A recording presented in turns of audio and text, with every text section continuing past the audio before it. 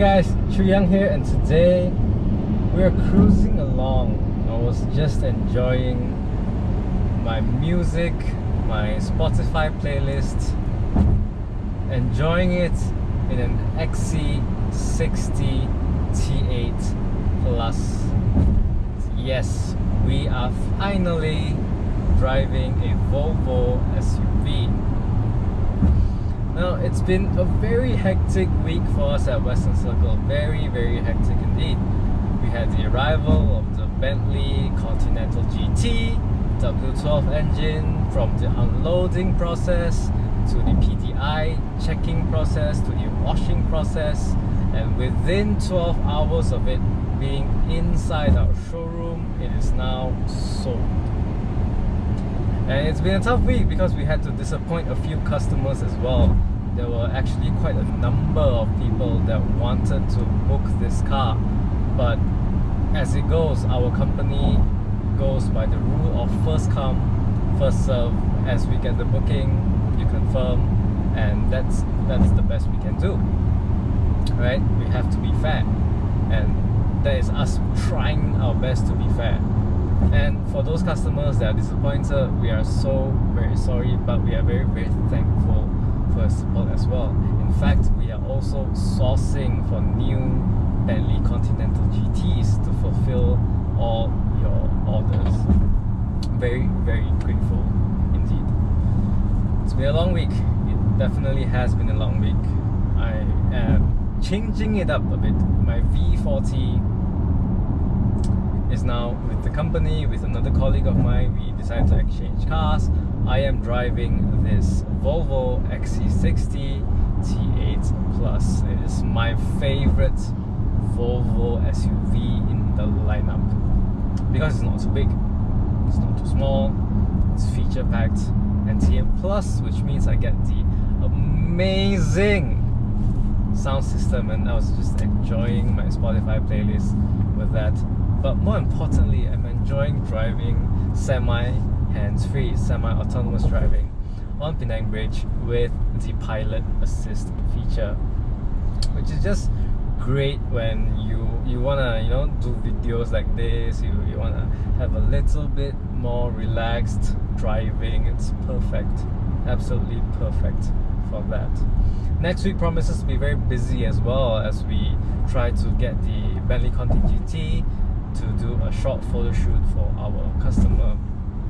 He's a tried and true Penangite, so I'm pretty sure he will appreciate that we try to shoot the car in a very Penang spot for him. The Boxer S as well, we sold this week, and we are trying to get a photo shoot up and running for that. So yeah, this week, next week, it's all just very, very hectic, and that's why partially why Penang One Drive is postponed. My M3 postponed as well. Delay on delay, because things don't go as expected, and as the technicians do up the car more and more, you see more and more things that need to be changed, need to be restored, need to be replaced, need to be fixed. So that's the way of that's the way things go. Can't do much about that. But what I am happy about is I get a nice, super relaxing car to drive on the weekend. It's accelerating for me, it's maintaining a very comfortable distance to what I like, and yeah, it's relaxing driving. I can talk to you with eye contact some more.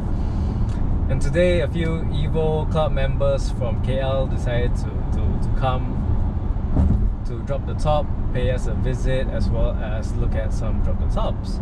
One of them might even get a drop the top from drop the top. Fitting. Hopefully we can close that within next 2 weeks. Let's see how things goes. I'm very happy. It's been a very eventful period after MCO. Things are picking up, we are busy, we have our hands full. That's the type of busy that we like. Productive.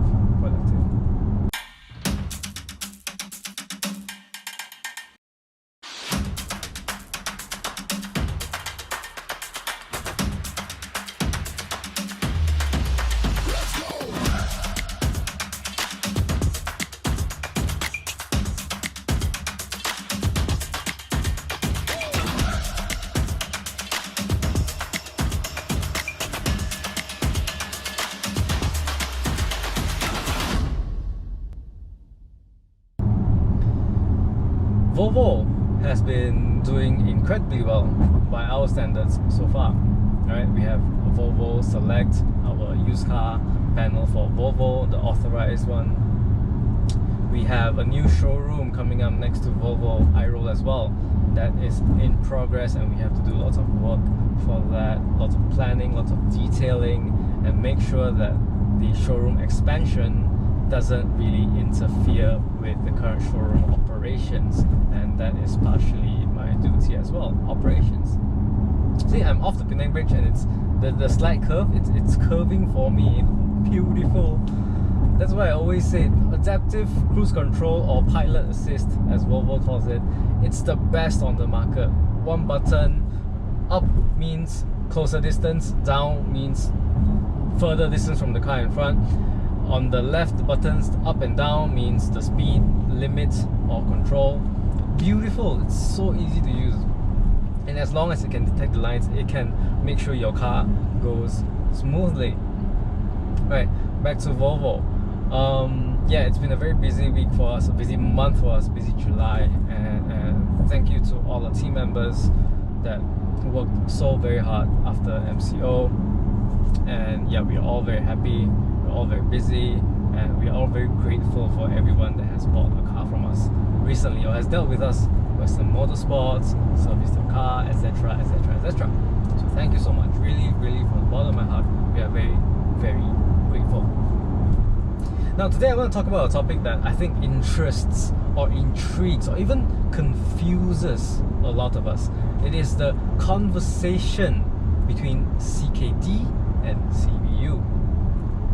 Right now, most Volvo cars you see in a showroom right now is CKD. We do not explicitly bring in a large volume of CBU units.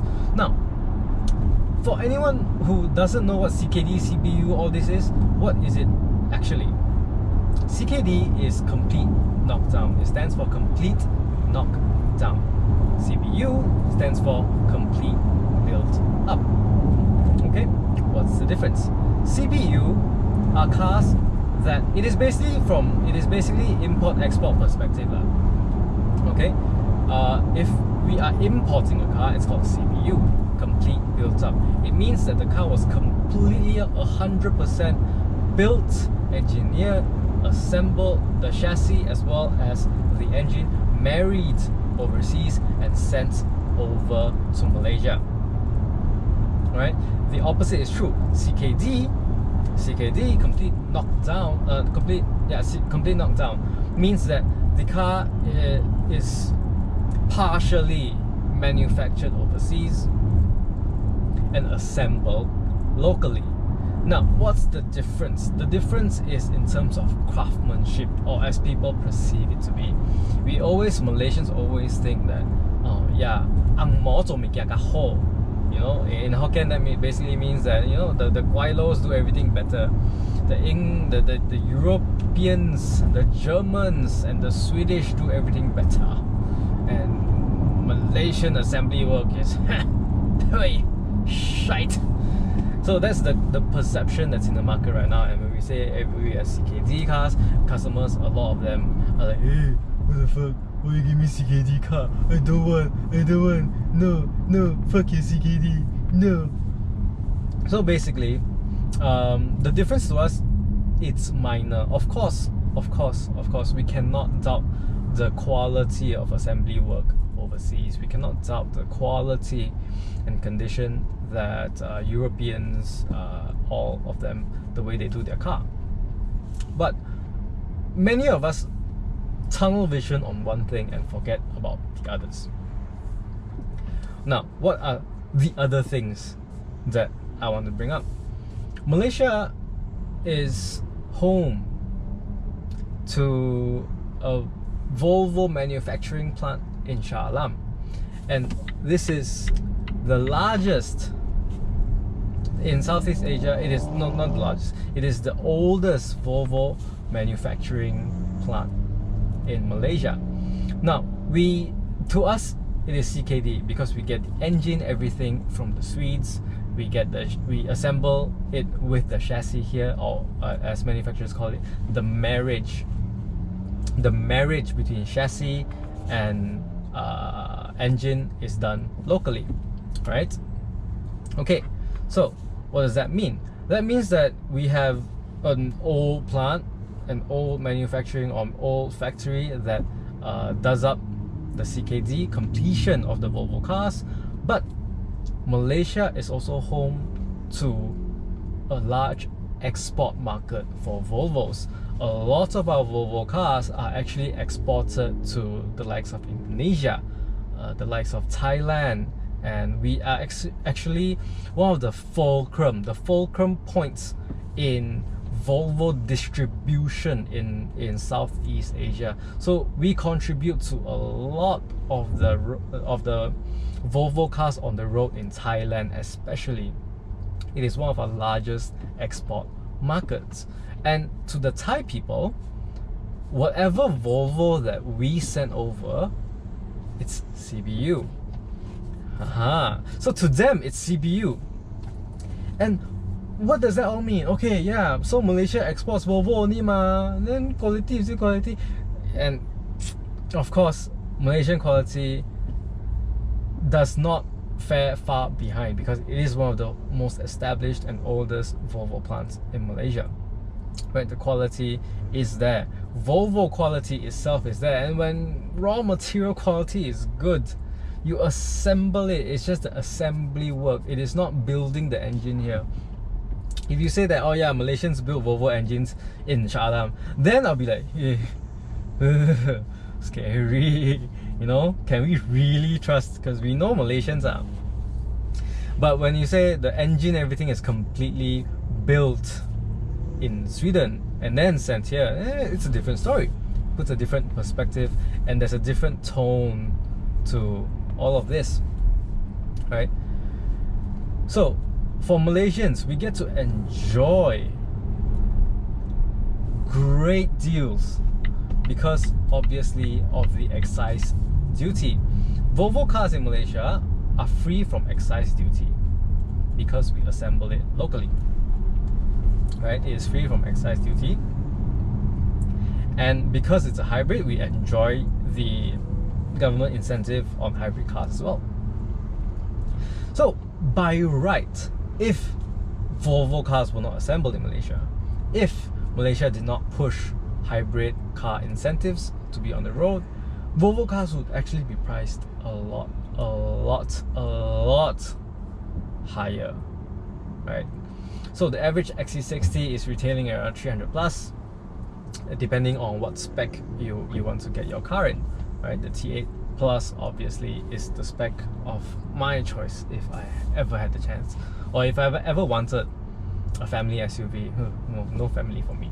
Okay, so if I ever wanted an SUV, the XC60 T8 Plus will be my choice, because obviously, not obviously but many of you might not know, I enjoy listening to my own taste of music. My music is very, very niche, right? There's some even like gross sounding stuff in my playlist, but we're not going to get into that, right? No licensing issue. Don't want YouTube to flip their shite at me.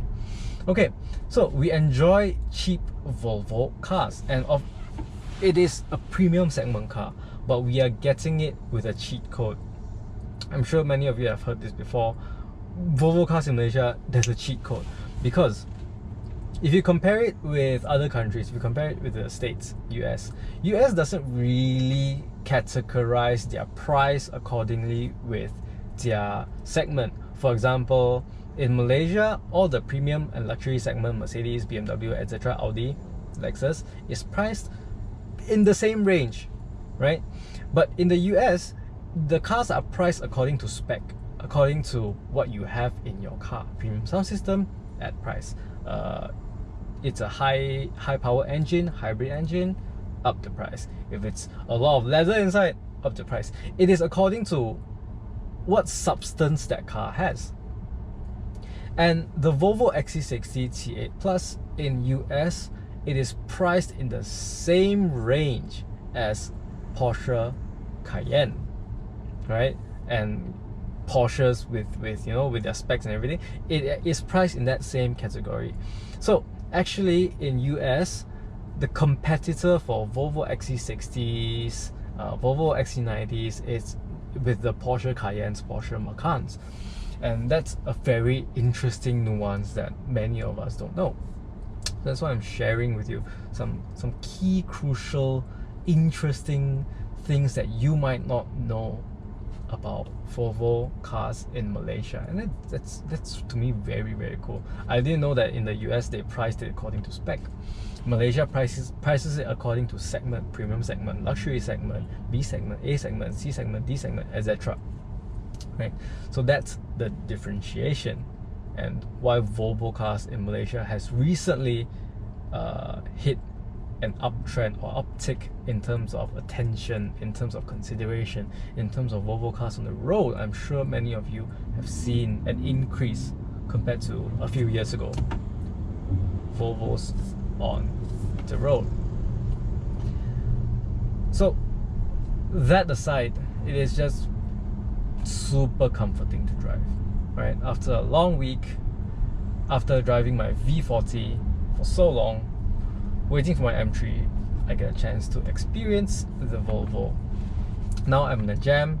All I need to do is my left thumb, press this button on the steering wheel, and I can comfortably let the car do its thing. When traffic moves, I move. Start, stop traffic, it does it for me. And that's a fantastic feature that I love about this car, man. It's so brilliant. So brilliant. Absolutely lovely.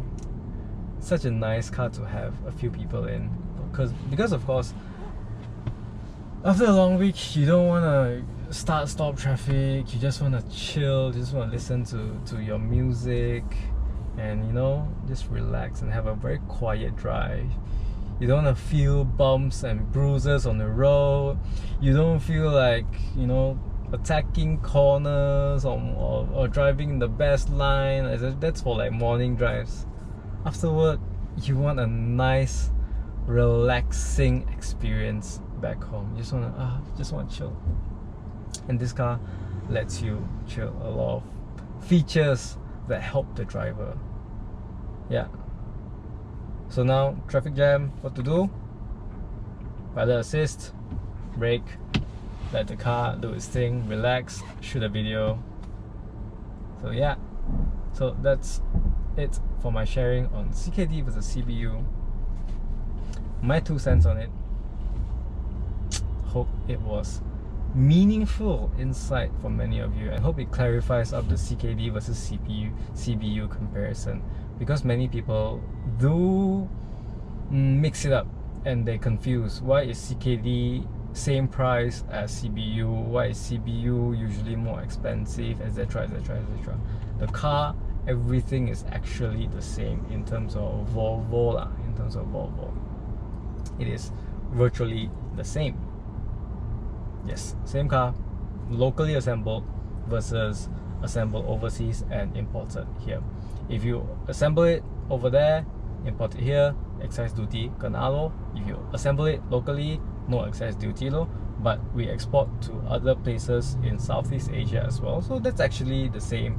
You know, to them it's CBU, and quality is there. It's accepted in Southeast Asia. So that is that you are not getting an inferior product at the same price. You are not. You're actually enjoying a lot more discounts because of the excise duty, of course. Right, so thank you so much for watching. Thank you so much for supporting us at Western Circle, at Aero Auto, Kopicap Tagore, Western Motorsports, Horizon Team. Thank you, thank you, thank you. So make sure to subscribe to our channels. I know most of you are not subscribed. I can see the stats. Thank you. Cheers, guys.